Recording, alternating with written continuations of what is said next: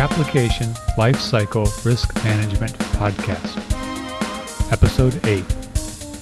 What is SpecFlow and why do I want it?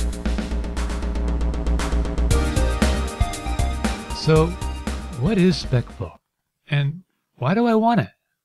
Well, that's what I kept asking myself every time I saw this product, and I saw it lots of times every time I did a search for something about testing. But, the last time I looked at it, something caught my eye, and I decided to download it and take a look. And I'm really glad I did. So, let me try to explain what SpecFlow is.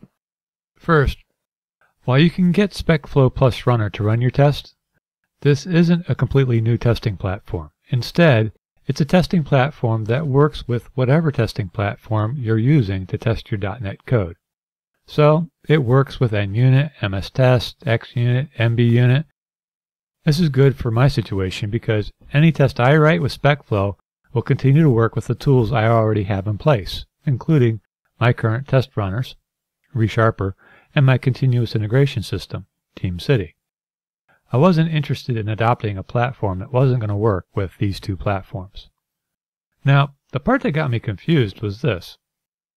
If you go to the home page, you'll see that it says 3 easy steps: specify, automate, enjoy. Well, at first glance, it looked to me like I was going to have to write my test in English, and then write my test in code, and then I could enjoy. Now, why would I want to do that? I was clearly missing something. So, the part they forgot to mention is that once you've specified your test, the Visual Studio plugin will generate your test for you. For NUnit, it actually writes NUnit tests. The code you do have to write is the code that translates the individual steps, but even that code gets stubbed out for you. Once you have enough of those stubbed out steps to write a test, you just write test in English and save the file and run the test. Now that I finally understand that, I like most of what SpecFlow does. But there's a few things I wish it did differently. So here's what I like. It puts my test in a given, when, then structure, like I mentioned a few weeks ago. The class files it generates are all partial classes. This allows me to keep my inheritance structure that I'm dependent on for my current NUnit testing framework, and allowed me to work around one of the shortcomings I've found.